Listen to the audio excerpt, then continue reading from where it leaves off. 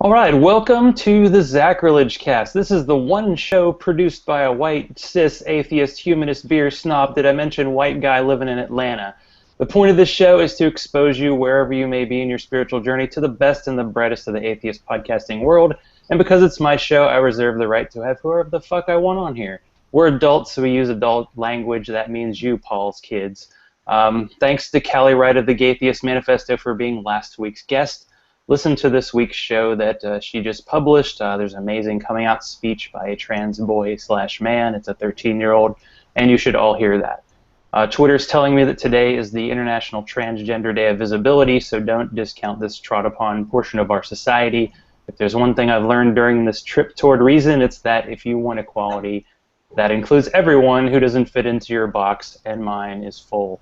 So tonight we're going to have a bit of a free-for-all, so I invited a certain secret Facebook group to join the show. So we could have one person in here and we could have 52. So let's have a raucous good time, shall we? So I'm just going to introduce people in order of where they are on my screen. So we have Chris over here. Want to say hello to everybody and, I don't know, a little background, talk about yourself, whatever you want to say. I will try to keep the pants on tonight. We never actually show the pant level. That's the only issue with this. Well, I have. For good, I think. Well, I'm pretty sure Nick's seen my ass more than once. Yeah, probably more than once. Just once. Yeah, Chris, I've seen you on the site, but I didn't know if you did your own show, or if you just appeared in other people's show, or any kind of other details you want to share. Actually, last night was the first time I was actually on any kind of podcast, and it was the AOA Beyond the Trailer Park. Don't remember a whole lot, but it was kind of fun. it wasn't a formal episode. It was a brainstorming session that we decided to broadcast, but it was nice of you to join us. Way to rain on my parade there, Deb. It was sort of really maybe a show. So Deb, why don't you say hi, everybody? Say hey. Hello. Hey. So I'm the Heretic Woman, and as my lovely graphic says, I have two shows. One is AOA Beyond the Trailer Park, which is Mondays at 9:30 on my brand spanking new Beyond the Trailer Park channel. And then I also do my Secular Savior, which is a pre-recorded podcast. So, and that's mysecularsavior.com. Pre-recorded. I should try that one of these days. It's actually more work. you know. Oh, I know. I've actually recorded all my shows as MP3s. I just haven't put them anywhere. But hey, so far, YouTube's been just fine. If Jesus is just all right, so is YouTube. We have Matt the Apostle and that lovely icon, which I don't know if anyone can actually see, who's in the chat room. So, or was in the chat room about 2 seconds ago. If he pops back on and asks any questions, we will officially have Nick Morgan Moore. That's his name. So why don't you say hi and tell us what April Fool's Day is like. Oh, okay. Hi, I'm Nick Morgan Moore from the ImaginaryFriendsShow.com podcast. I'm also from Comedy in the World. I do stand-up comedy in southeast Queensland, so I've done a lot of rooms in Brisbane and the Gold Coast, and I've also travelled down to Lismore a few times. So, it's just a little circle of Australia, but I'm taking it on the road. I'm going to do a couple trips soon. So if you enjoy period jokes, if you enjoy, really fucked up shit, come and see me because it's awesome. I always have a fun time, and I reckon that the crowd does too, but that doesn't really concern me too much. I mean, it's the same thing during sex. I'm not there for your enjoyment. I'm there for me. So that's what I'm about. I like that, yeah, because we have... Here at Atheist Nomads, you took them over for 2 shows, and then Imaginary Friends shows 2, by the way. Yes. I was on last Friday, and those just published. So yeah, we've all been there. So yeah, and I'll get you other guys on there as well. Come on as guests sometime. I'll hit you guys up, and we'll book something in. Absolutely. Sounds good. Okay, we're gonna have it official. If you ever feel like going beyond the trailer park too, we always have room. We've had love to. we've had an Aussie once before, and she actually hit us with real live thunder from down under. So yes, it was Donna, and there was a large thunder boom in the middle of the podcast. So that was pretty awesome. Yeah, awesome. Yeah, no, I'll definitely come on. That'll be wicked. I'm a total podcast slut. I'll do everything.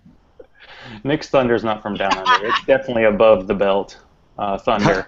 So. And there's Matthew back, who is from The Name of God, the podcast. Hey there. And oh, I hear a voice! Yay! Yay! We can hear him. Hey, sorry about that. I actually changed equipment, so I'm now in a room with I don't know about half dozen computers, and this one actually works. So. Awesome. We gotta have the right equipment. Yeah, we can't have a show without equipment issues. So before right. I get into the this is not a discussion about my equipment. I'm not that kind of guy. Yeah, some of us put it out there, some of us don't. One person got the joke. I was gonna say some of us just put it out there a little. Mm-hmm. I think there's plenty of put it out. So before we get into what I call the meat or whatever of this show, I wanted to first say the official beer of the show is the Messiah Nut Brown Ale. It's the chosen beer from Hebrew. It's actually Smaltz Brewing Company. It's the only beer I've ever had that actually has Bible verses quoted on the side, but it's quite tasty. So, what does everybody else have tonight? Or is everybody else drinking water? Or... Speaking of brown nuts. Mailey, Wow. you don't want to see them, okay? I said I'll behave. I'll behave. Okay. You were a good boy last night, so. Bada bing. Save it all up. Okay, before we proceed, I want to do a live read. I'm going to do a few of these just between each segment I have. So live read number 1. So there's a show, just like the book, that is two women talking. I know it's not allowed in any holy book, but they've been doing it for weeks, and nobody's been hit by a thunderbolt, although they did once get a little thunder from down under. So check out Beyond the Trailer Park with Deb, a.k.a. Heretic Woman, and Beth. That's the first show. So I have a tweet that came out today that got Twitter rocking on the atheist and non-atheist side from one of our favorite comedians in America, Brian Fisher. So let me share this one here and see if you can actually see this. So there's the tweet. So the pressure Big Gay has put on Indiana is proof that they are not about marriage equality but homosexual supremacy. Oh, please. Anybody, feel free to talk about that. Big That guy's seriously afraid of getting topped. Yeah. Was this the guy that said that Big Gay had too much power? And they Yes. they forwarded it to the Supreme Court as a was it a writ or whatever it is, where they basically say that their friend of the court brief. Brilliant. Yeah. It's this strange false equivalency that gay people who want equal rights is the same as Christian people who want to oppress them. That's the same, but actually it's not the same because they want more weight. They want to put the thumb on the whatever is the justice. They're accusing the gay community of what they're already doing. Basically. It goes more than that. Yeah. Is Big Gay a thing? I've never heard that before. Well, I actually read a study. I did read a study, Christopher, that went into the metrics of penises, just trying to find if there is, in fact, any correlation across the board to see who has bigger dicks. And they kind of found that it doesn't matter on skin color. You still fall within sort of an average sort of, around the 3 to 6 inch mark. But they did find that homosexuals do, in fact, have larger penises. So maybe that's the big gay that he's worried about. I mean, I can understand that could hurt a little bit if you're as uptight as he is. So. Well, to be fair, his penis turned into dust years ago. So. It could be the envy portion. Yeah, there was this. I don't know if it was a study or something that looked into, like, Bill O'Reilly was on our Fox News show, and the average age of the person on his show was something like 75. So I'm guessing the average, well, I'd say the average age of the people who listen to Brian Fisher is old, but then it includes about, 20% of all, like, free thinker atheists, because it's just fodder for us. But shouldn't that just be a self-correcting error? I mean, just give it a little bit of time. You'd hope so. It's a constant, source of entertainment on all the shows I listen to. It's like Brian Fisher, Pat Robertson, and now, of course, the Duck Dynasty guy has been all over the place. But what is it with the name Robertson and dumbassery? Like, is that just a thing? Genetic? And they've ruined it too because Mrs. Robinson was hot back in the day. Yeah, not anymore. It's like you think of some different Mrs. Robinson. Yeah. It's close, sort of related, spelling, whatever. Did y'all hear what that guy said? I'm trying to keep the swear words to a minimum. Really? Don't. I don't think we need to fucking worry about that, do we, Zach? I put the seal on that one a while back. Yeah, don't be a cunt, man. Just open up. Sorry, I'm an Australian. It's really, really common here for us to talk like that, so it's fine. In fact, just on the word cunt, in Australia, it's not actually a bad word. It depends on it's neutral. So whether it has a positive qualifier or a negative qualifier is whether it's an insult or a compliment. Stephanie reappropriated that word. Well, of all the shows I listen to, pretty much every atheist show I listen to mentioned it last week, and I think the best comment was from the Cognitive Dissonance that said, "He's so fucking stupid, his beard is ashamed." That was great. Oh, that's awesome. I was like, of all the people who want to comment, I want those guys who go to the line beyond. And I know people say they always constantly laugh at each other, but they do come up with some quality lines, and that was a good one.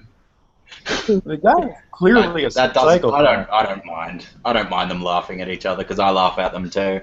They were actually the first atheist podcast that I listened to. They were the ones who got me on board. So fuck yeah. Hell yeah. I think it takes all kinds, and I don't know that. I mean, it wasn't just. There was a line today. So NASCAR, the racing thing in America, they actually said something against the whole Indiana, anti-gay law. But who's going to be the guy dropping the flag at the Duck Commander 500 in a couple weeks? It's that guy. And there we are. We have Chris with who is that? Jeb Gordon? Yep. A car.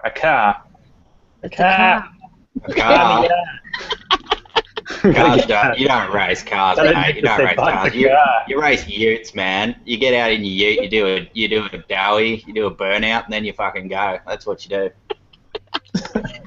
But you know what got me about that Phil Robertson shit was when you listen to him, he's enjoying thinking about that scenario. Like, that is one sick fucker.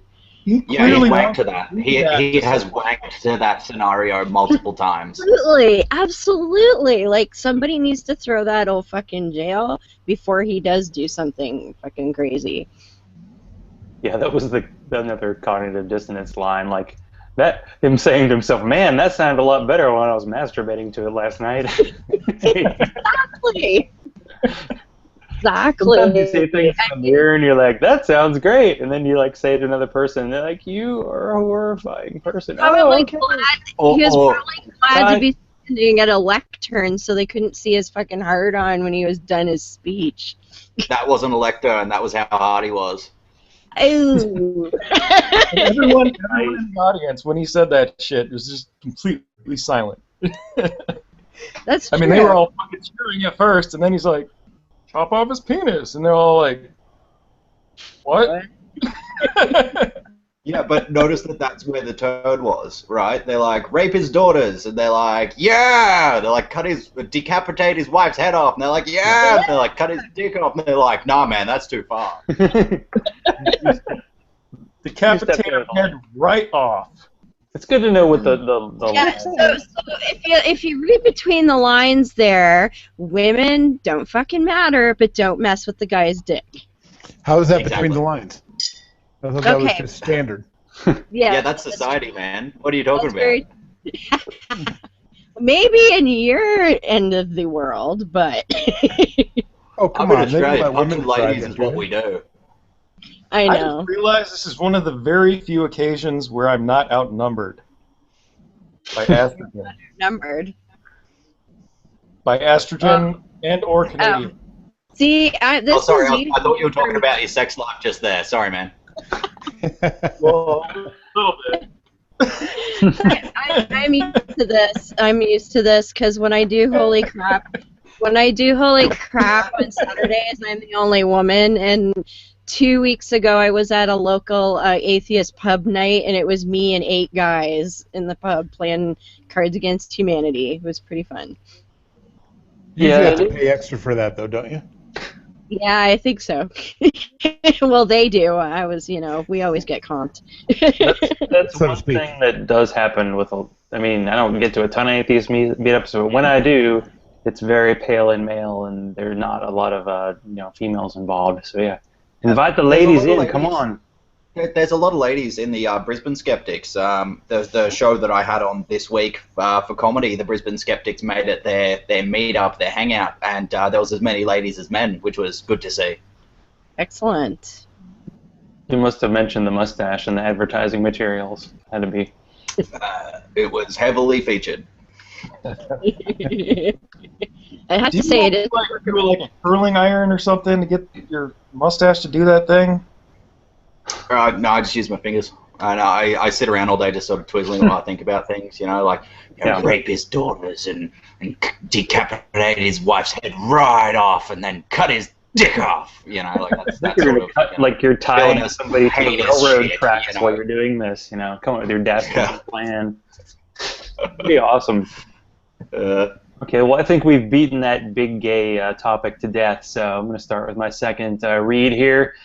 So, want to listen to a podcast that has people with southern accents who are 100% powered by sweet tea? Then you'll like the No Religion podcast. Come along with Bobby C., Miss Ashley, and Jeremiah as they read the Bible so you don't have to. So the No next... religion required. No religion required. You missed that word. Did I? Oops. Yep. Gosh, I'm going to fire my typist. That's the No Religion Required podcast. Miss Ashley's gonna kick your ass. Sorry, Bobby. He was the first guest. I get Miss Ashley on there. So the next thing I want to talk about, so while I was running today, there was a guy taping little signs to people's mailboxes, and I was very curious because he had a bunch of bumper stickers, and usually when someone has a bunch of bumper stickers, that's like a bad sign. So I'm going to share this, hopefully, with the crew once again. And let me forget the fact that people won't be listening to this someday. But so can you see this? So this is what he pasted on there. So Obama apparently has a real father. And I like the flu is a hoax. That's a good one. Yes. America's in danger. I kind of want to go to this website, but I'm afraid I'm going to get a bunch of viruses on my computer, so I'm going to stay away. So he's not doing his job though. He needed to include a tinfoil hat with each flyer. Because, obviously he didn't go far enough. So just in case people just have audio, so I'm going to actually read all this. I will not read the exclamation points. Obama's real father exposed. Gun control equals democide. Democide, murder by government. The flu is a hoax and all vaccines, '(S), are poison. Is America in danger of God's judgment? And we, of course, know that's true. Help us fight the New World Order. Become a capital P Patriot and join the resistance. Visit us at AmericanPatriotNews.info. Please don't unless you're at a work computer. Where you get real news, not big media propaganda. And I love this quote: all tyranny needs to gain a foothold is for people of good conscience to remain silent. Thomas Jefferson, who I'm pretty sure didn't talk up God so much during his life, but Where are the freaking chemtrails? Yeah, I missed the chemtrails. Well, they only had so much space. I mean, this is literally. I mean, this is like not even the size of an index card. It's like maybe 3 by 5 inches. It's a really small. But this guy was taping this to every mailbox in my neighborhood. You know, that's a felony, by the way. You can't leave anything on a mailbox. I think Yeah, it's legal, and it's funny. This you can put it and not put chemtrails on there. like I mean, people margin. like where in my neighborhood, people tape like their business card for their yard service on the mailbox. Right, but And I is think when I illegal and worked it is at a felony. Domino's, we could put our flyers like on the side of the mailbox. We couldn't put it in. But I was thinking, this guy probably doesn't care much about legalities, so I'm wondering why it matters how you deliver. What is? Nonetheless, what exactly is democide? Anybody know? I think it's death by democracy or something. It says murder by government is what it says.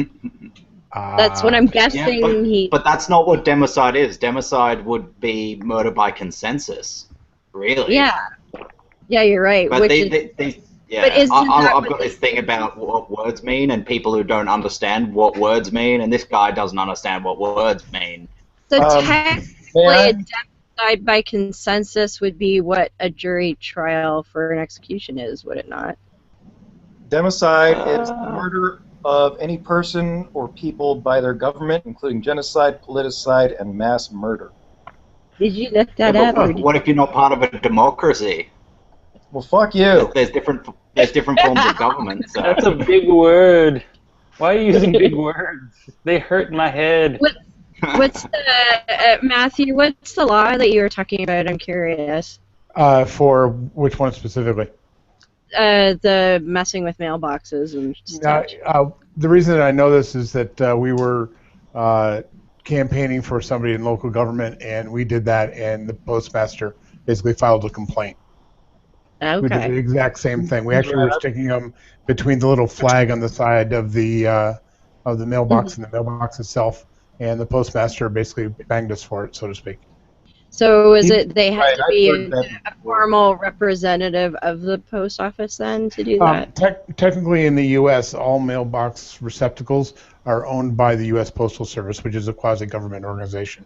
Even though you go out and buy them, they are the property of the Postal Service. Oh. Okay. I watched a video not too long ago about he's like an uber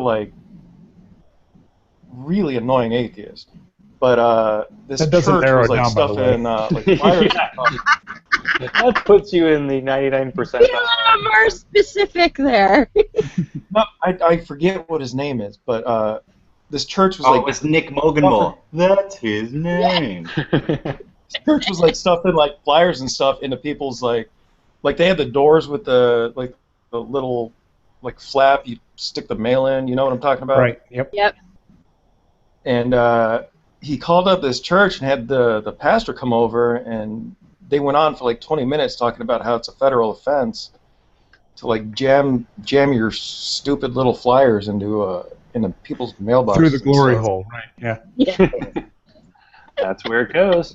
Yep. Exactly. Yeah. As far as I know here, no one gives a shit government-wise what anybody puts in your mailbox. You guys actually have mail delivery up there? We do. Funny enough. I actually live in... Is it delivered on horses? No. Ice skates. No. And not sled dogs either, but I live in the city, so, we have cars and shit. Yes. But no, here people put whatever the fuck they want in your mailbox. A lot of people will put like a big notice on their mailbox that says no flyers or whatever, and that's just a personal thing, and people can ignore that. And, what do they have against pilots? Nothing. No flyers, pilots. Come on. I know, I got it. Wasn't that bad? Well, I guess maybe they think it's too cold to fly. I don't know. We think it's too cold for everything else. But you know, the snowbank at the front of the house is shrunk to about my waist now instead of my neck, so we're making progress. It's still over my knees in my yard. Yes, but you're kind of tall, aren't you? I went for a run today, and it was about 70 degrees, which in Celsius is like 400. Is that right? I'm doing Yeah. that correctly? 30. It's 1 degree right now, Yeah. and It's the American math. I know. As I mentioned, the Imaginary Friends show, the 4 billion years of the Earth is actually 6,000 years in American if you translate. So that's just it's a minor difference, but We're America. Yeah. We kick the metric system's ass. I kind of wonder if the conspiracy people, what they're going to do with themselves if a Republican is, in office, because all the stuff they say about Obama. I mean, the time's running out. I mean, they're almost done. They're not going to have anything to say pretty soon. Yeah, Who are but they they can continue with when Hillary. they I had don't know. Bush, when they had Bush, they would say things like, "He's the president, so you have to respect him." And then they got Obama, and they're like, "Oh, that guy," So they're hypocrites already. So Oh. if you're expecting any kind of consistency from them, you're not going to get it. Nick, No. it was worse than that. When I was in the military, for a very long time. But during the Bush 1 transition to Bill Clinton, everybody that in my command were great big Bush lovers, except for me, and I was constantly told, no, you can't. He's the commander in chief. We had the election. Bill Clinton became president. And now, of course, the shoe was on the other foot, and everybody in the command started bad-mouthing the president. I'm like, hello, anybody paying attention? Of course not. President, you have to respect him. No, not that one. That's right, I'm a pretty big Bush lover. so to speak. I don't. Well, I knew it was gonna come out. just a little bit, just a strip or something. You don't want to just be in wild down there. It's crazy. Get all matted in with my moustache, and then I'm not going to be able to get out of there again. It's fun. You don't Like want to have Velcro. to. You don't want to have to bring a machete to the party, right? I don't really care. I don't really care. Yeah, I think that's the full quote for the entire episode right there. I don't really care. Yeah, I'm with you. Nothing's going to stop me from getting in there except for a denial of consent. That's the only really prerequisite that I'm looking for. And a hammer. Don't lie. I guess if she's got food stuck in it, I'm probably not going to go down there. Oh. You just you almost spat out your Like, beer, didn't you? Yeah. Phil Roberts. Oh, why? Oh. We did the international thing. It translates, I'm sure, to somebody. Kind of like Phil Robertson's beard, right? Oh, God, that I just creeps want me to out. braid it. They have to be like, man, these things are itchy. I've had, a very small. A friend once told me when I grew a beard for like a month, they're like, it looks like a child molester beard. So I can't imagine what it feels like to have the beards that they have when it's all kind of like a show. It's not really. They're just like, we have to have this beard. It's part of our. We make like millions a year. If you cut the beard off, it's going to cost us. But you have to do it. Then maybe that's why they're driving them crazy. When you're itchy, you say crazy stuff. I'm a big fan of facial hair on guys. Like, love it. And Heretic Husband is. I'm sorry, you lost me at facial.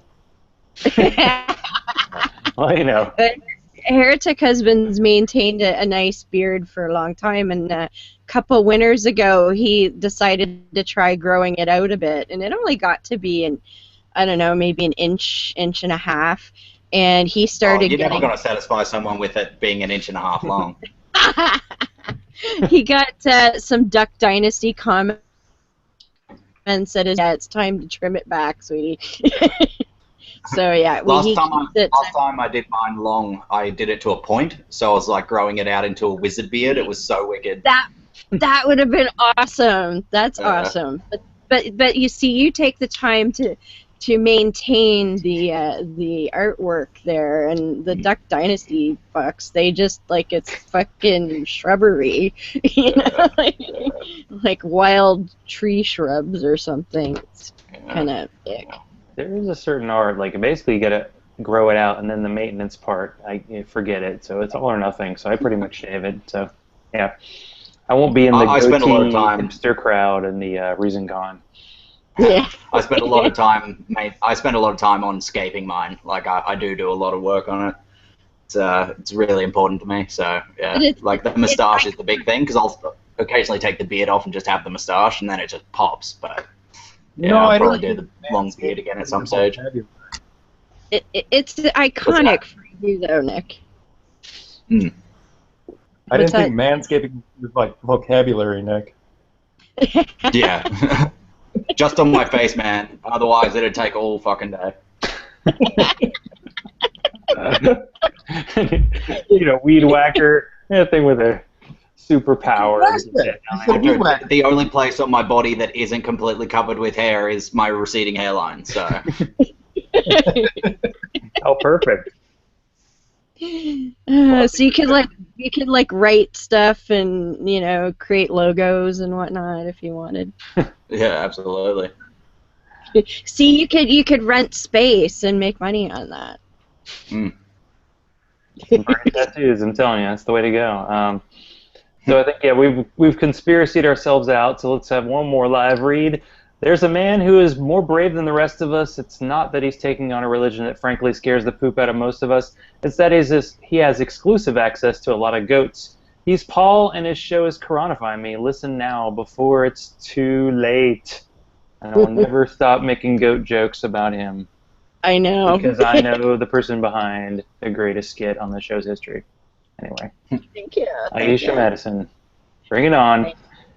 So one last topic that I thought we could talk about tonight. Do you have regular conversations with religious friends and family, and how does it go? Because I have one friend, a former coworker, who's a Catholic. So we have the occasional conversations. We don't get too deep. I almost feel like if we go too far, then it might be the end. But I don't know if everybody has some stories to share about that. I unfortunately have no filter.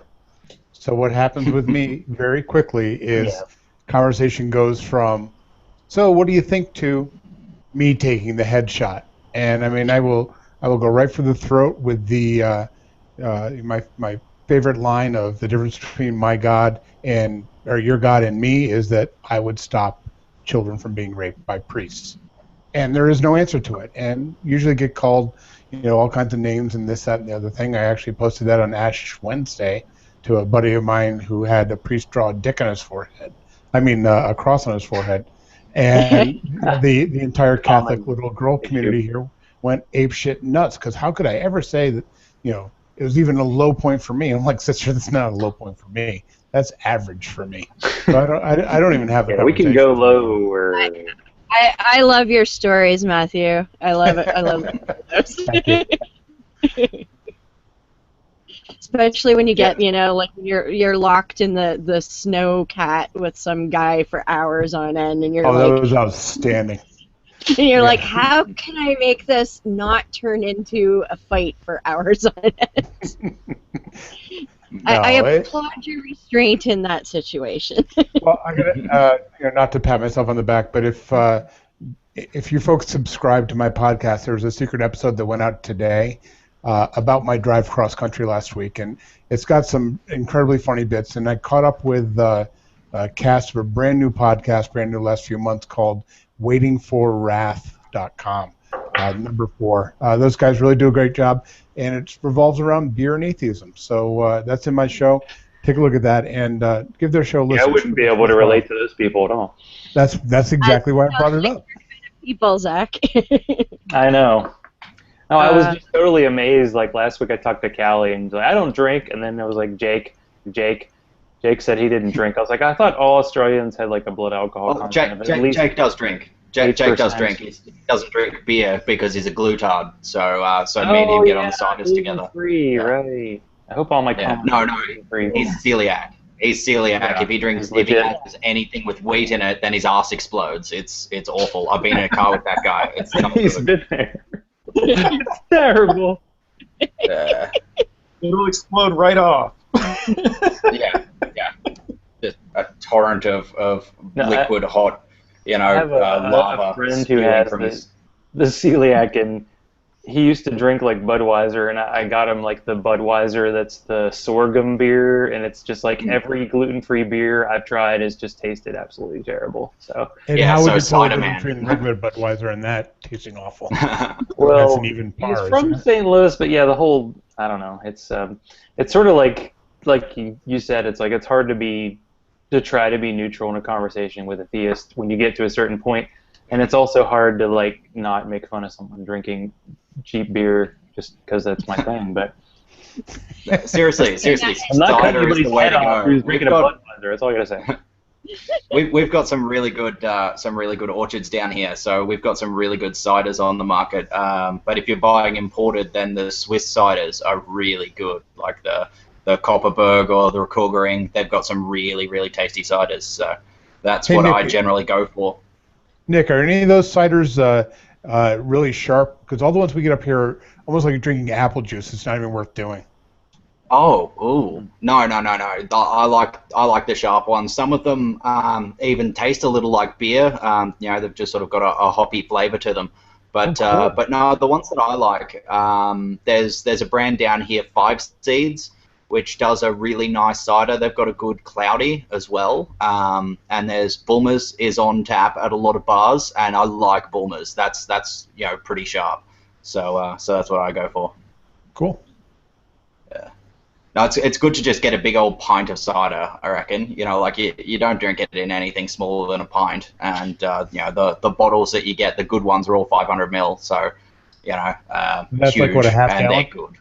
Half gallon. Yeah, close to. It's like a No, half I think it's like, it's a half a 16 quart. ounces, I think. Yeah, I like the even measures of the kind of British stuff because it's like, it's a I forget what it is, half a liter.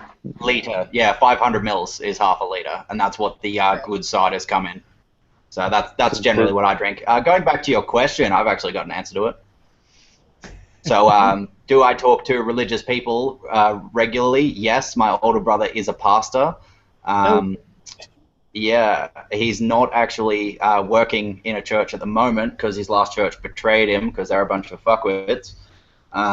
Because, even though he's religious, he's still a very kind, empathetic person, which I believe is inspired of religion, not because of it, because I left religion and became a shitty stand-up comedian. But I still try and inform all of my positions on empathy, and that's something that we have in common. But when I'm having discussions with him, I just go to my most heinous jokes, and he laughs and laughs and laughs, and then gets this like really guilty look on his face, and he just goes, "Oh, I shouldn't be laughing at that." But I don't hold back, and that's one of the things that we sort of bond over. I was always in my family growing up just the guy who would say all of the jokes that no one was supposed to. So it's no surprise at all that I went into comedy after I left the church. And yeah, so I tell him it's stupid. I was pointing out the stupidity of young Earth creationism because he had. I was looking after his kids one day, and they were like, "Uncle Nick, read us a book," and they ran over with this book called Dragons Are Real, written by Ken Ham. And I was like, no. And so, in very simple language, I told them a story that sort of related to the to evolution, and I told them about that's how life on Earth happens. And they were really surprised because they'd never heard anything like that in their house before. And I think it's good for them growing up knowing an atheist. I don't bring it up to them, but I reckon the best conversations that I've had about religion with religious people have been with my little nephews. One of them's 8, one of them's 6. They're breeders, so they've got shit tons. But the older one tries to preach at me all the time, and the middle one, who I reckon takes after me the most. He's always standing up for me, and so he comes up with these really surprising answers. So one day his older brother said to me, "You don't believe in Jesus, so you're going to hell." And the younger brother just goes, "No, because hell's in the Bible, and we don't live in the Bible. We live in Australia." And that was really good. Hey, I've been to Australia, and I'm not really sure that hell and Australia aren't synonyms.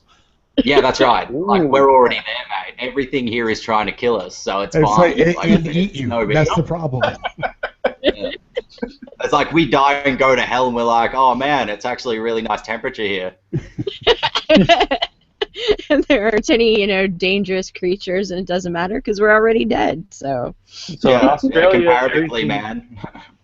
So everything in nature in Australia is trying to kill you, and then everybody in America has like a automatic weapon on them. So Yeah, we're trying to catch up. We do it without the weapons, man. We do it completely without the weapons.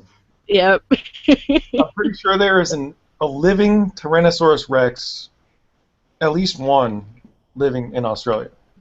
I have seen a crocodile that was 6 meters long, and it could jump out of the water. A crocodile is like it's a Tyrannosaurus Rex, basically. Yeah. What the fuck is a meter? Lives in the water. What's that? What the fuck is a meter?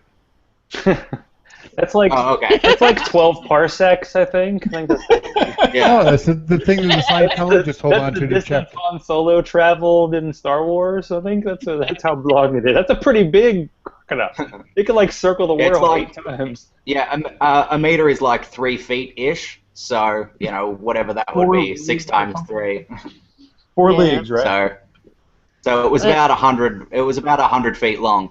And it could jump out of the water 100 feet. Like, it was huge. Nose to tail, they can jump out of the water. So when they do live feedings at zoos, they're like, they don't do live feedings anymore because that's cruel. So they just put like a chicken carcass on a stick, 6 meters above the tank, and it jumps all the way out and eats it and goes back down. And so this thing weighed, over a ton. It was huge. So that's what we have to deal with here. Yeah, exactly. But they're not what you have to worry about, man. They're not what you have to worry about. Like, what you have to worry about is the blue-ringed octopus. Okay, it's about the size of your thumb. All right, lives under rocks.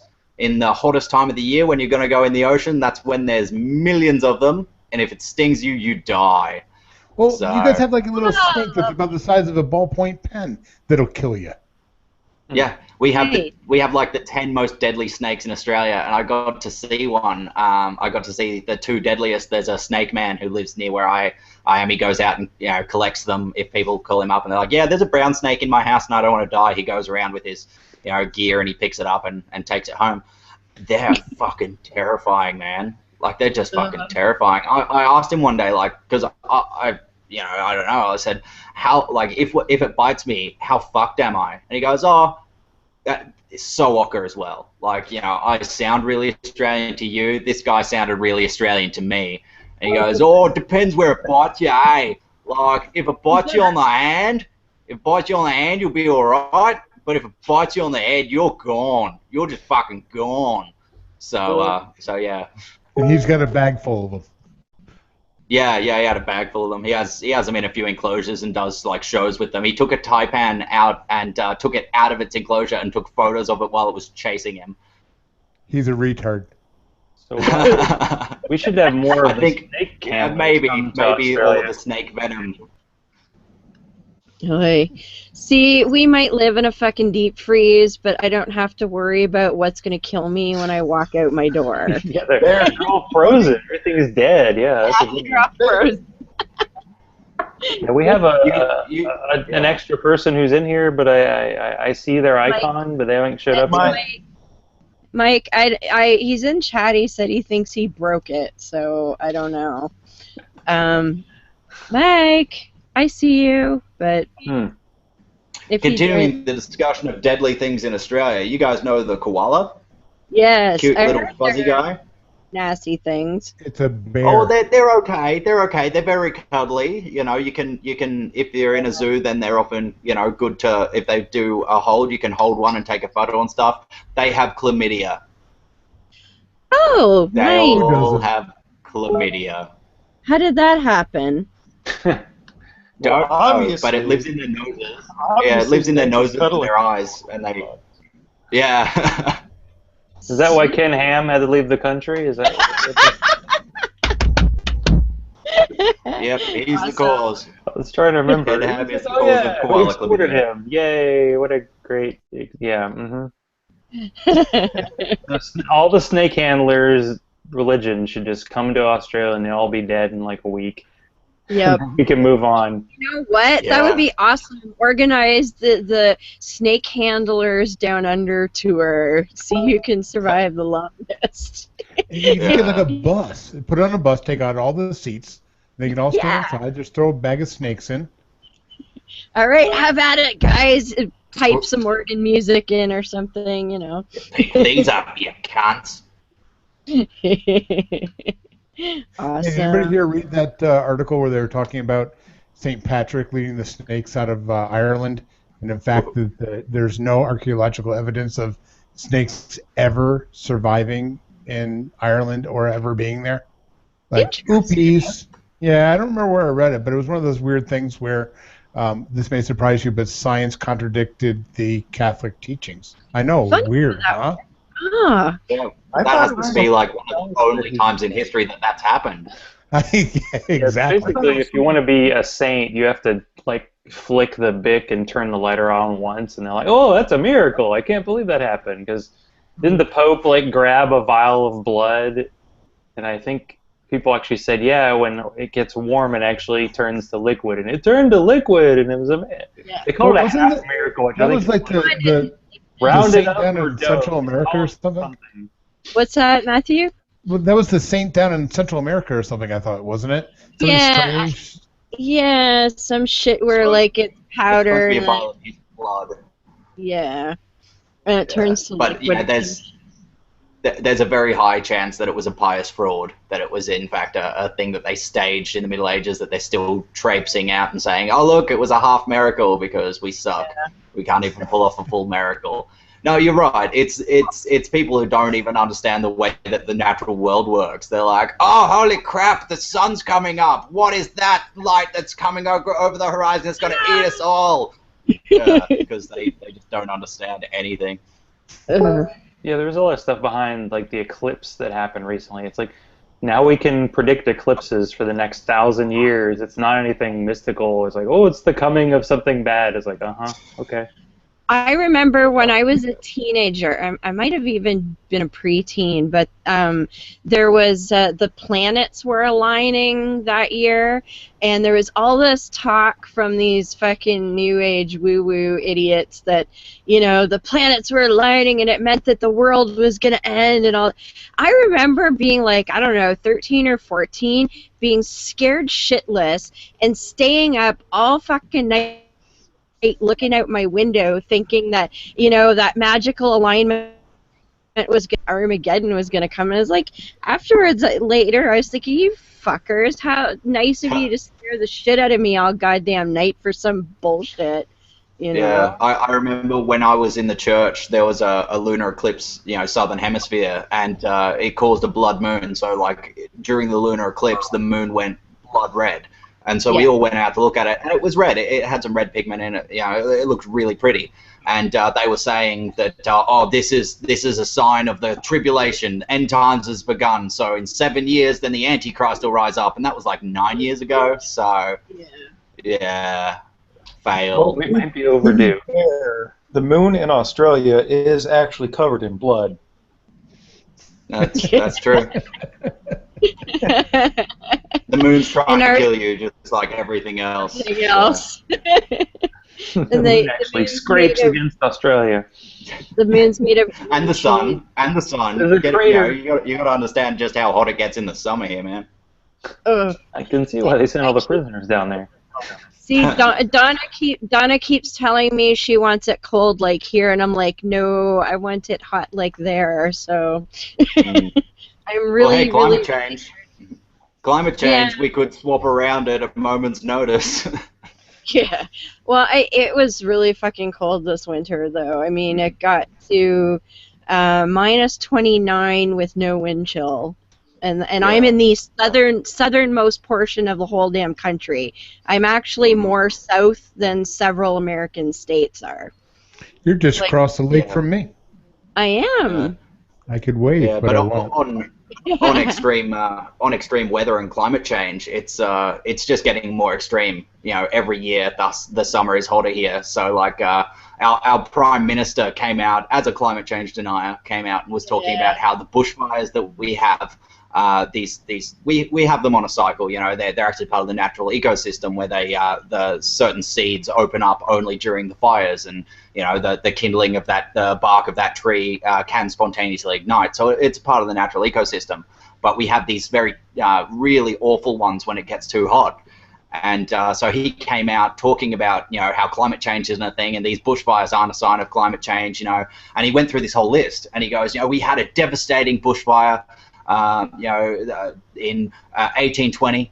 And then we had, you know, a really extreme bushfire in 1890. And then we had a really extreme bushfire in 1930, 1970, 1975. 1980, and they were getting closer and closer together as he was getting up to the current times, and it was like, you're giving data that's in contrary to your message, you moron.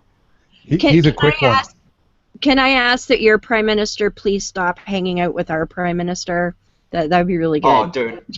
I would like him to stop hanging out with everyone and just be shunned on an island all on his own on the other side of the, oh, wait. But see, we've got a religious fucktard in office, too, who's fucking with our science. And they get together, and then they each go fuck with more science. And that needs to stop. Because let's put them both on an island together. And come out stupider? Like a combined synergy. Ugh. I should have a moment to explain. So, both in Canada and Australia, you have the Prime Minister, right? That's your kind of head of state. And well, no, the Queen is the head of state. Australia had an atheist prime minister, and now they have a kind of religious fucktard. Yes. And in Canada, you have a kind of evangelical prime minister. Yes. He was. Basically, you don't know how long they're running in office and all that. It's all confusing, guys. No, it's okay. We know that ours is going to be a one-term prime minister because he's fucking shit. He is so fucking shit. In Canada, you made Chris disappear. Why'd you do that, man? You used your magical powers before going to the bathroom. I said fucking shit. He's like, oh, on that note. we don't have term limits here, so we've had Harper. It seems like for fucking ever, but I think it's been 8 or so years. But they can. I think we've only had one election since he's been in office. We don't have a specific time frame for a term, so whenever they feel like the political climate is in their favor is when they tend to call an election. Or what can happen is if the Parliament gives a vote of non-confidence, then an election is automatically triggered. But that doesn't happen very often. We're pushing for a double dissolution here at the moment, so hopefully that happens. Well, see, the last time we had an election, we thought Harper might get voted out, but what happened was he didn't have no party had enough for a majority, so what we ended up with was a minority government, meaning that the Conservative Party had the most votes out of everyone else, and the second party down threw in with the first party saying, okay, we'll support you as a government. But the problem with that is because they don't have enough minority seats, if that supporting party pulls out at any time, then that would also trigger an election. That happened. That in fact happened here. We had a minority government under our atheist prime minister. Right. She was able to form government. The thing with her is, and there was definitely some misogyny involved with kicking her out. Like there was a huge push, and she had this really empowering speech about misogyny in politics and in culture, which was really good. But she was really she was a politician. She was really in the pocket of some really shady people. And she was, in fact, as an atheist, came out against same-sex marriage. Was a thing. Marriage equality was something that she opposed, and she never gave a reason for. So while she was younger in her career, she was supporting it, and then when she became prime minister, she turned against it. She was kicked out for like the final couple weeks of her term because here the party can actually replace who is the head of the party. And so so she was replaced with K-Rudd, who was a pretty shitty prime minister as well. And he claimed to be a Christian, but he was in favor of marriage equality. And then he lost the election to Tony Abbott, who's like, yeah, no, gays should die. So, yeah. It's pretty fucked. And the thing is, we don't have a good second option. Like, we've got two major parties in Australia. One is the far right wing, and the other one is the right wing. So, you know, it's fucked. We have one and a half. We're fucked either way. Well, at least we have more choice, but it's, I don't know, I don't like any of them. Like the current prime minister, they're called the progressive conservatives, but they're the sort of right wing. The liberals are actually the centrist party, and then the National Democratic Party are the socialist party. And then we've got the Greens that are even left of that. And yes, Matthew. Yeah. I was just going to say, it's like, you see, the problem with both Canada and Australia is that neither one of your two countries has ever had a revolution. You guys basically just became a country kind of like, it was Wednesday, so let's become a nation. Yeah, that's good enough. No. You don't understand. You don't understand. We became constitutional monarchies because we wrote a really nice letter. You guys couldn't handle that, so you had to have war, okay? If you could find it in some time next week, we were hoping. Well, and as I always say, Canada was founded as a business. We're the Hudson's Bay Company. You know, we're just we started out as a bunch of fur trappers, and we're kind of like, well, we're kind of sick of the French, so we'd like to be our own country now. Thanks. Thank you, Great Britain. Well, the other great thing that you gave us, Canada gave us, is that Toronto Dominion Bank took over a financial company called Ameritrade. So you've got all the hillbillies down here going, look, we got our money with Ameritrade. It's like, what's the TD in front of Ameritrade stand for? Oh, I don't know. Toronto Dominion. Dumbass. Boom. Yeah. International. Yeah. Right. That's right. I remember being down south a couple of years ago and seeing Scotia Bank, which is stands for Nova Scotia. It's a very Canadian enter. What gets me is that you guys have a gas station convenience chain down there called Wawa, and we do. And their symbol are Canadian geese, and there is a city called Wawa in Ontario. No. There's no such thing as a Canadian geese. It's the Canada goose, and it's actually named after the scientist that typed them. It's not a national thing. It's actually a guy's name. Okay, that makes sense. But we've co-opted it, and I'm sorry, they're ours now. But I mean, they're basically gigantic flying rats. They are, except I don't think it might even be illegal to kill them here. You can't kill them if they're migratory, but in the mid-Atlantic states, they don't migrate, so you can light them up all day long. Yeah, they're kind of. You can shoot it. I think that's the rule. Yeah. Well, in Australia, on our coat of arms, we have an emu and a kangaroo, and we're the only country in the world that eats our coat of arms. You can eat them both. Kangaroo, real cheap, lots of protein. It's a really good meat.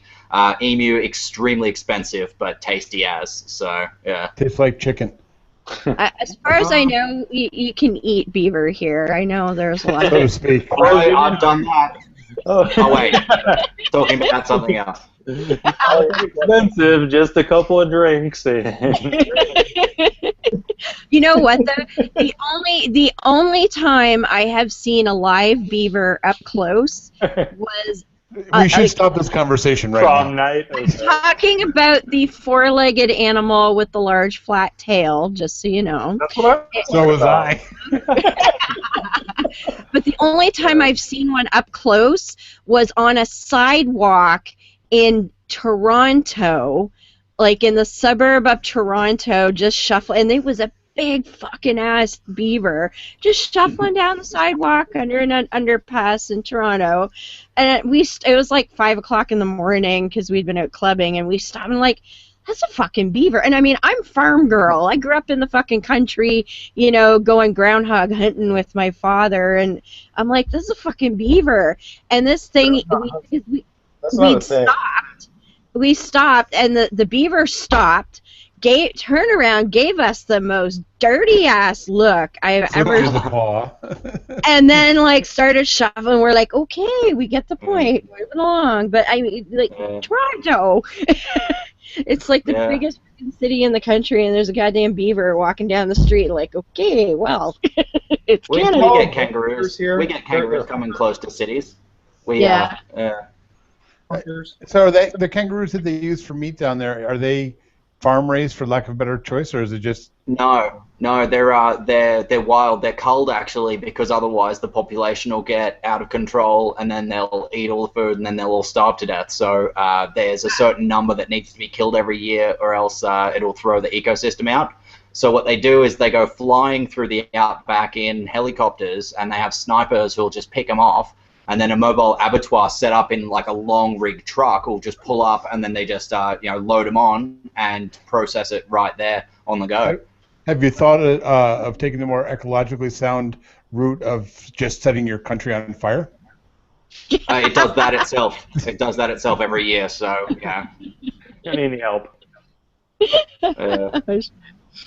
Man. Boomerangs. I actually got a funny story. I got a kangaroo in my house a few weeks back. Like I left my door open. I had the curtain shut, so I thought it was closed, and I went to bed. And when I got up in the morning, there was kangaroo shit in my kitchen, and my couch had been jumped on. And I was like, "You little bastard!" Right. That's my story, and I'm sticking to it. Yeah. Hey, Mike, I almost heard you there. Did you say something, Mike? Okay, can you actually hear me? I can't. You're a little quiet though. You're a little quiet. Okay. You have to yell. So, Yep. thanks for the heads up. I was wondering if they use boomerangs. The snipers use boomerangs to save on ammo, but No, fuck no. That'll come back and hit the helicopter rotor, and you'll go down. That's shit. I didn't think you could have guns in Australia anyway, or not any good guns anyway. Oh no, we can have good guns if we've got reason. So if you're a hunter or you're in the military, our military has some pretty serious hardware. But otherwise, people just don't have guns. You just don't have people with guns in their houses anymore. That's unusual. Yeah, we did. Like there was a massacre. Some dude walked into a park and just shot like 15 people. Probably got the numbers wrong. It was probably. You had somebody that just walked into a coffee shop last year or last month or whatever it was. Did the same thing. But if guns are illegal, wait a minute. The thing is, when that happened, all the politicians and the public were just like, yeah, no, this is fucked. And so they did a gun buyback scheme where everybody could like hand in their guns if they didn't have a really good reason. So you can own one if you're a member of a shooting club, but generally you'd keep it at the club in a locker, or you keep it locked up in your house. It's not for protection. If somebody breaks into your house and you shoot them, you go to jail for murder. So it's pretty serious the way that they treat guns here. And also people say that, well, if they make guns illegal, then only criminals will have guns. That's not true, because in order to buy, a handgun in the States, you can buy it for how much? Not very much at all. Well, it depends. I mean, I'm actually a handgun instructor, and I mean, you can get a quality Glock. I know that's contrary because Glocks, well, anyway, for I don't know, $400 to $600 depending on the caliber. Yeah, if you want to get one in Australia on the black market, it's going to cost upwards of $10,000. So, oh really? Can I get your address? I think we have. I got an idea. Yeah, man. I'll ask any of my friends if they need any. Sporting goods. We call them sporting goods. Yeah, cider. That's right. The Australia-America Cider Exchange. See, and That's it. handguns, like I don't know anyone currently that has a handgun, because the laws here are ridiculous. Like rifles are one thing because a lot of farmers use rifles and there's target shooting clubs and whatnot. But handguns, you have to have a special permit to transport your handgun from your home to a target range. So you can't even leave the house with your handgun without a special permit. Yeah, it's the same diff in Australia. So. That's odd. But What's that, Mike? We have Stephanie. Just wanted to say hi to her if she's around. Stephanie. I'm here. I'm being quiet. I'm waiting Okay. for my turn. You guys are talking guns, so I couldn't, hold back. Stephanie needs a hand grenade. Yeah, she likes It's her. not live. It's not live. It's collectible. Don't rain on my Collectible? parade. I can teach you how to change that. Wow. Yeah, I have the stuff to fix it if I had to. But I don't have to. I'm not that far out. We actually had what they called a long gun registry a few years ago, because I used to, I'm farm girl, so I used to shoot rifles and shit. And when I was a teenager, my daddy gave me a 30-30 Winchester semi-automatic that I had for a few years. And after he passed away, I didn't really have much need to use it, but I kind of kept it for sentimental reasons. And they brought in this fucking gun registry, and the licensing that I would have had to pay for just to keep the damn thing in my closet just became prohibitive, so I ended up having to sell it. Yeah, dude, the gun laws here are so extreme that if you want to do paintball and you own your own paintball gun, you need a gun license. That And just you seems like ridiculous. that, or I'm confused. Is that something that's a good thing or not? It's The fact of the matter is there's extremely low gun death numbers in Australia and Canada, so I guess it's a good thing. Well, everybody here tends to stab each other instead. Yeah. Well, have you thought about registering knives? Oh my Yeah, see? Exactly. I think it's kind of lame, really. I don't know. There is a bit of a correlation for sure, but I don't think it needs to be quite as restrictive as it is. It gets to the realm of silly after a while. Yeah, here we don't even stab each other with knives. We just glass each other in clubs. Yeah. Well, give each other dirty looks. Yeah. You just lure them outside without shoes and let the wildlife take care of it. Yeah, exactly. Just grab a couple of snakes like nunchucks. Yeah. Just swing them around. You just get a couple Polynesian bouncers to sit on them until they're dead. Just throw fucking crocodiles at each other. I mean, that legitimately happened in some nightclubs in the city that I worked in. So. Wow. Just throw crocodiles at each other. Yeah. Grab them by the tail and club them to death with an alligator. I want to point out something very serious, though. I'm sorry everybody's laughing, and it's really fun, but America is not an easy place to be confident that someone's not going to walk up and smash you in the head with a bat. That's very true. And actually, where I live, even though I am relatively close to the small city where we live, the law enforcement protection in an area which has got a heroin problem, I can usually make it from the center of the city back to my house when our alarm goes off and beat the sheriff's deputy. And some kid walks up here in meth head or what have you. After they get by the dogs, if they can get by the dogs, they're not going to get a second chance. And the police honestly have got the opinion of don't call us until you're done doing what you need to do, because we have 2 deputies to cover our entire county. That's it. Damn. Yeah. Wow. Yeah, and down here you're not going to get hit in the head with one bat, by the way. No, and the other thing, too, is the criminals that have, the criminals around here, anyway, that have gotten away with shooting people in, doing robberies, and their guns, they have the shittiest guns, and they always misfire, and that's the only reason people live. No, I mean, you're exactly right. I mean, I've said this earlier, I'm a handgun instructor, and I shoot competitive handgun as well, so does my wife. But it's not a matter of, well, let me tell you, I just got my name taken off the roster to be one of the instructors for the county, because I would get phone calls, and the phone calls would be, hi, I want to get my concealed carry permit. And my answer would be I'm not giving a class for another 6 months. If someone called me and said, hi, I want to get a handgun safety class, I would take the time and teach them how to use a handgun safely. Right. And that's the difference. Yeah. Yeah. That makes sense. And Yeah, handgun safety is like the biggest part of personal defense. Yep.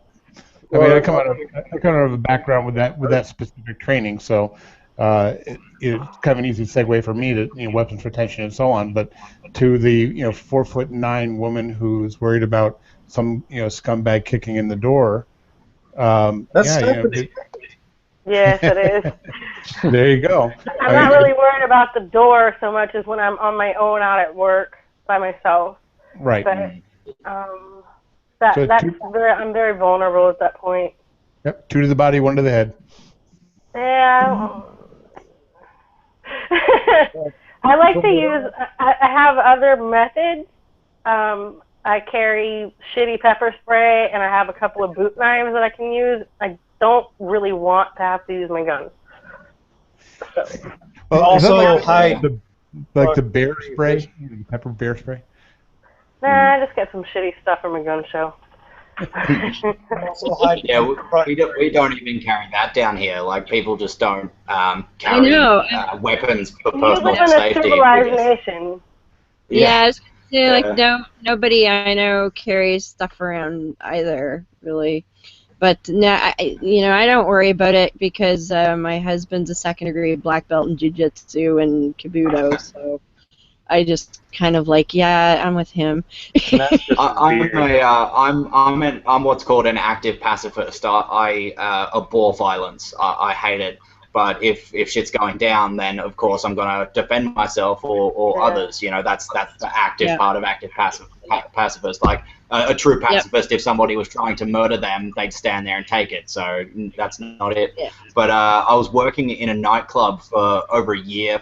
After I left the church, I went and got a job in a strip club as a bouncer, and that was awesome. I just got to see free boobs. Not even free. I got paid to see boobs. And strippers, lovely people. I've got no judgment for whatever they want to do for a living. Like, I do my job, they do their job. But one night, some bikies came in and tore shit up. And one of them, I got king hit. I got punched in the back of the head, and it staggered me, but I didn't go down. And my boss, was an idiot and just escalated things. It was fucked. And they made threats. They were like, oh, watch out, anything could happen. And so I was walking to my car at the end of the shift, and I just saw them in the street, and I just reached into my pocket and grabbed my keys with my keys jutting out between my knuckles, so that if I needed to punch any of them, they'd die. Yep. And that's over there. But if I did, I'd go to jail for that because Australia is fucked. You're not allowed to kill someone in self-defense. Same here. In fact, a story I remember from a number of years ago. It was in some little shit town not far from here. It was a little old man who owned a jewelry store in tiny little town, and his store had been robbed 2 or 3 times already, and he was being robbed again. And he shot the burglar, and he was prosecuted for attempted murder. And we're talking That'd be the same thing in the United States. Property crime is not a crime that you can actually shoot somebody for. The only thing you can shoot somebody for, at least in New York State. Self-defense. Right, it has to be in self-defense, or arson, or to stop a kidnapping. That's it. I don't remember the details anymore, whether he had been personally threatened or not, but it just... I'm familiar with that story slightly, and I actually don't remember the details myself either, so... And it's like a good decade ago now. Yeah. Well, a similar thing happened to my friend's grandpa. He was very, very old. He passed away when he was over 100. And so, 20 years ago, when he was in his 80s, he was in his house out in the country, and a couple meth heads tried to break into his house. They were bashing on the door. They made up some excuse about a crashed car, but he knew what was going on. And because he was really old and because he lived in a different time, he had guns everywhere. And so he grabbed one of his guns and went to the door. And the guy, kicked the door, and he just fired through the door and hit the guy in the crotch. Didn't hit his dick, but right next to it, just fucked his shit up. And the police came out to them, and because he was so old, the police were like, so the gun was by the door, and you bumped it, and it misfired, and shot through the door and hit him. Didn't you? And he goes, yes, officer. And they said, okay. And they took his guns off of him, but they didn't prosecute or anything. They swept it under the rug. That's good. Man. Yeah. Yeah, we live in a totally different society here. So sad. It really is. So let's do a real quick refresh. So everybody, just real quick, say who you are and where you're located, because we got a couple of new people. So, Chris, where are you in this great country? I'm in Jacksonville, Florida, otherwise known as the FUPA of America. Wow. Deb, you're way north, or not as north as we think. But I am in a place called Kitchener in Ontario. It's about an hour southwest of Toronto. okay, Matthew, where are you located? Is it? I'm central New York. I'm not actually far from our friend Little Miss Heretic Woman here. I'm probably about maybe 3 hours from her, I would think. Cool. Yeah, we're like 3 hours from Detroit here and an hour and a half from Buffalo. So Yeah. I was hanging out with the Shujin Tribble a couple of weeks ago. That was cool. Awesome. And of course, the three of us will be hanging out in North Carolina in 3 weeks. Yeah. Oh, that's right. Who's going down there? I am. Me. So am I. And Zach. I'm being abducted against my will. And Stephanie's coming too. Stephanie's coming. Everyone give that Sandy girl a big hug from me. And say that's from I'll give her a hug. Nick, Yeah. she's my roommate, Nick. We have a room Awesome. together. You're going to meet me on Skype because she Skypes me all the time. So yeah, she's going to there Skype you me into go. a party with you guys. So that'll be Sweet. wicked. Are you talking about Sandy? It broke up for a minute. Yeah, Sandy, she's my roommate. Okay, she's still going. Yeah. Yeah. She's still going. All right. Yeah, I canceled my reservation to room with her, so. was who I was going to get on. She started. We'll be on the show probably next week to talk about the whole Exodus Girls project. So Yeah, wicked. That's what I was going to say. Yeah, her Exodus Girls project is for in a few months' time. They're raising money and building it up, but she'll come on and talk about all of that. So Nick, where in Australia? Okay, I'm in southeast Queensland, so I'm in a place called the Scenic Rim. It's really pretty out here. Wait a minute. You're in Queensland Scenic Rim. That sounds like a gay bar. Yeah, that's right. Yeah, I'm glad I'm not the only one who went there. Makes it worse. This is actually our equivalent of the Bible Belt. Is sort of where I am in Australia, and so I'm about an hour and a half from Brisbane, which is one of the major cities in Australia. Like the biggest cities in Australia is like Melbourne, Sydney, and Brisbane are the big ones. Perth and Hobart, but Hobart's only big because it's in Tasmania and there's nothing in Tasmania. Sorry to all the Tasmanian viewers, but you know that what I'm saying is the truth. Don't deny it. Yeah. Is that like Newfoundland? Is Tasmania? Yeah, like pretty much. Okay. Pretty much. I flew down there for a music festival one time, and we drove around the entire state in one day, which in Australia, that's not a thing that you can do. Like where I live in Queensland, it takes a week to drive from the bottom of the state to the top of the state. I've done it. Get a It was faster hell. car. Oh, dude. Shaving. I was just going to say Chris is shaving for us. He doesn't obsession with shaving and chapstick. It's mostly just the talk with Nick. Oh, okay.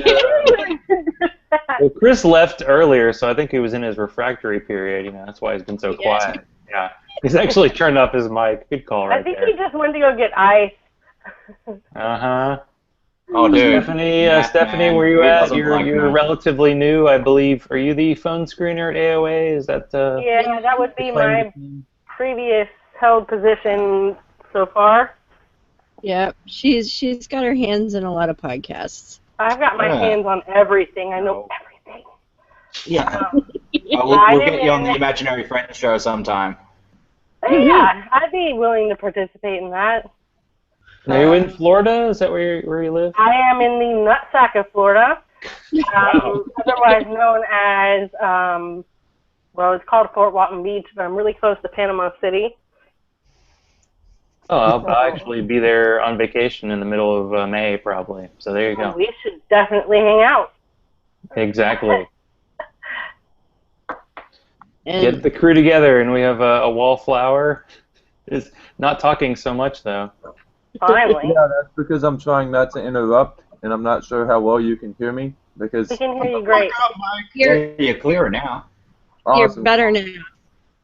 Mike, Well, everyone else is in the nutsack of Florida, and I am in the dickhead. I live in Miami. I live literally right before the pre-cum that is the Keys.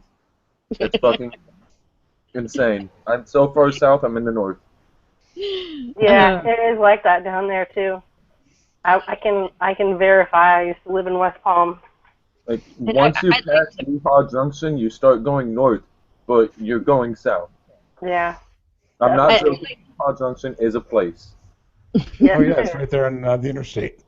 From the turnpike. Whatever.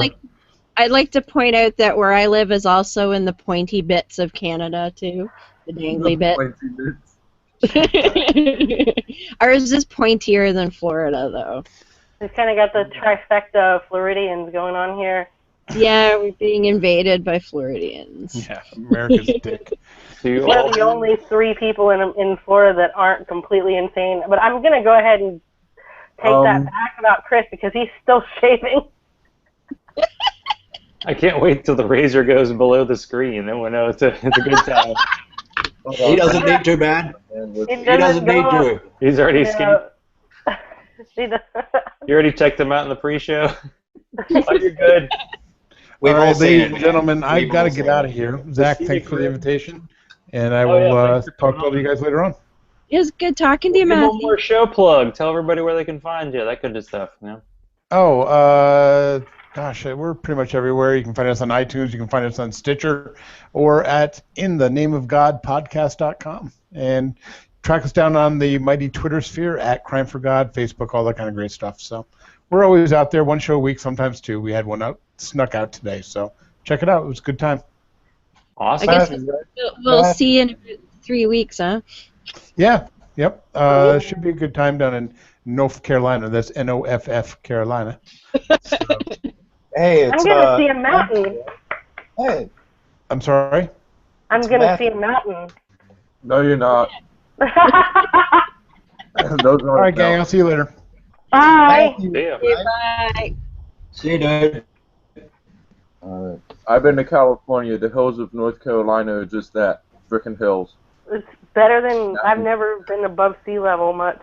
So I've seen the Swiss Alps from the air, and I've lived in the Carpathians for a month. That was cool, and the Sierra Madre Oriental in Mexico. But I have not seen my own Canadian mountains because I've never been west of Chicago. Yeah, it's a big fucking tree, so I've only seen half of it. So one of these days Still we'll shaving. Yeah, I've never been. Get Nick I've here, been and to once he's here, Australia. we'll never let him go. What's that? We gotta get Nick to the States. Yeah, that's it. I'm gonna come over early next year. I'm starting a go to raise some money to do a comedy tour over there.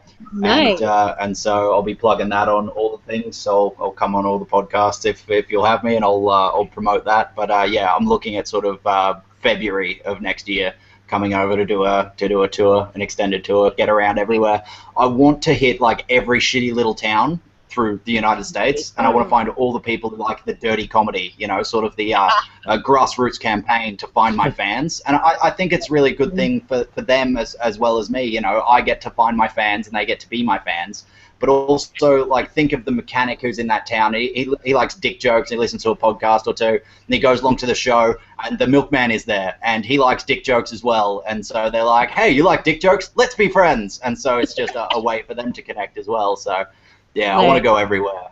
So that's the goal. Milkman. I was You gonna wanna- say, Fuck is a milk? Miami, Homestead, or Keys, then I can probably book you there because I book comedy and music down here. I was going to say Absolutely, something yeah. to the effect of that. Not like we're trying to do production on a live show, but there's one of my customers owns a comedy club, and you can come wicked. here, no problem. Yeah. If you're going to be here in the spring, it'll be spring break, month of March, Oh, yes. the whole month. There you go.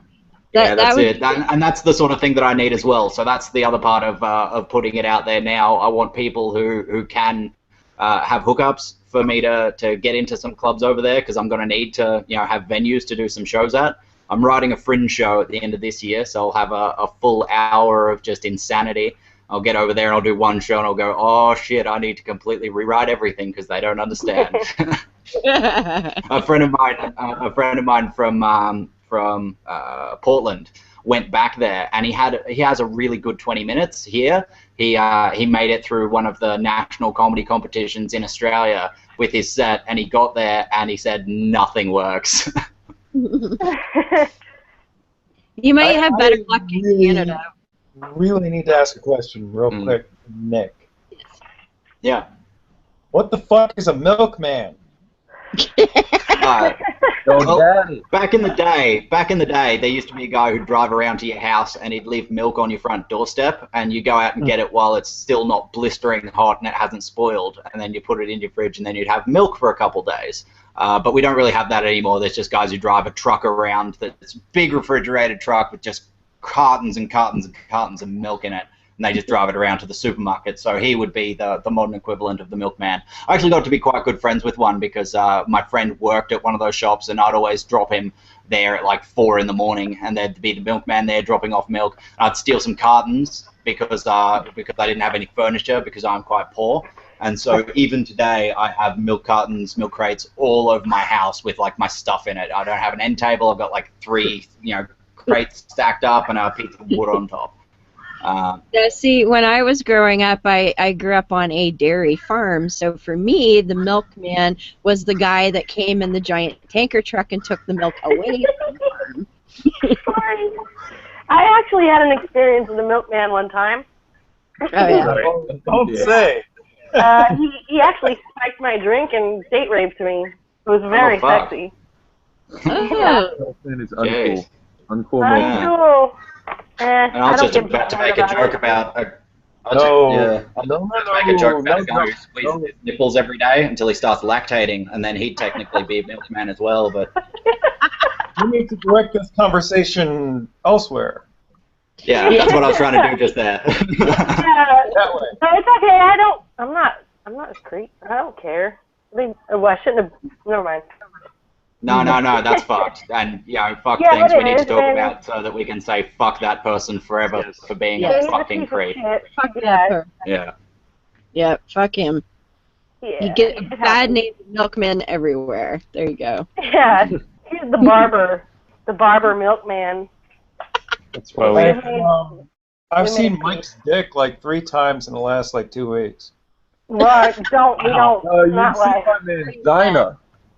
You saw mine one time, but I put emojis all over it so you couldn't Sorry, actually see mangina. anything. Emojis. Wow. He did. He put emojis all over his dick. It was hilarious. Yeah, and No. that's the respectable way to do it. I was talking about your penis, Mike. No. You leave my penis out of this. Yeah. No, we decided earlier we weren't going to bring cock and balls and boobs into this. But if we are, let me just interject by saying that my good friend Leroy Harper, all of my friends have seen his dick, and he's me. So yeah, we had this thing that we do when we had a share house, where we had this plan so that if one of us had like an annoying girl around that we just needed to get rid of, we'd call out for our good friend Leroy Harper who lived with us, and the idea was that it would always be whoever else was in the house, they just nude up and they just run in and act crazy as the crazy flatmate to get the chick out of there. No one else was game for it, but everyone started calling out for Leroy Harper at any time. Like my friend's mum was around, they called out for Leroy Harper. I just walked out. I knew that his mum was there, but I also knew that the rule was you had to nude up, so I put a sock on it out of, decency. I didn't want his mum seeing my dick, yeah. But there was Mormon missionaries at the door one time. They called out, Leroy, it's for you, so I just nuded up as answer the door. He's got a crazy voice. So he's like, "Hi guys, you want to talk about Jesus?" You gotta remember that. Yeah, it'd be useful. I knew somebody who said he used, whenever the Mormons came by, he would quick put gay porn on the television and then answer the door. Yeah. They might stay. Okay. Hey, scaring the crap out of Zach. Yeah, we've had quite a time. I think I'm going to officially call our show now. If we want to keep talking, that's totally cool. But in an hour and a half, we've actually gone further than any Zachrilege cast ever. So before we officially stop the broadcast, I want everybody to say, hi, bye, and all that. Chris, you want to say something now that you're all clean-shaven? I love you, glorious motherfuckers. I'm still waiting on that mustache ride, Nick. Oh yeah, Coming you can have one when I come to the States, man. So Deb, Hell yeah. give us tell us where everybody can find you. Sure. So I have a new YouTube channel, Beyond the Trailer Park, because I used to be on my own Heretic Woman, and this way it'll be less confusing. So Beyond the Trailer Park on YouTube, Mondays at 9:30 p.m. This week we are having Dave Foda back on, and we're going to talk about Thomas Paine and the Age of Reason, which is going to be very cool because I just read it and it's fucking awesome. So that's this Monday. And otherwise, my secularsavior.com, and we're going to be recording tomorrow, and we'll have something new out real soon, so look forward to that. Cool. So Nick, I'm just going in order. I think we actually had someone join, but I don't see them. Zach, real quick. Yeah. Eugene just dropped in. Okay, Shujin. Hi, Shujin. Good evening, and yes, it is I. I saw that you were looking for some folks, so I figured since I'm in my nice fluffy robe right now, I don't think a camera is really necessary, but it's good to see you guys. It's all the imagination. Yeah, we're actually officially kind of shutting it down, but hey, say hi, and what you got show-wise, feel free to plug. We're all doing a little plug here. Well, first, you could find the show on YouTube under Holy Crap the Vlogcast. We're still working on getting the website up and running under holycrapthevlogcast.com, and I don't have nearly as wonderful a hairline as Mr. Morgan Moore, because that's his name. And the cool part is that's my other show, so I'm there too. Other.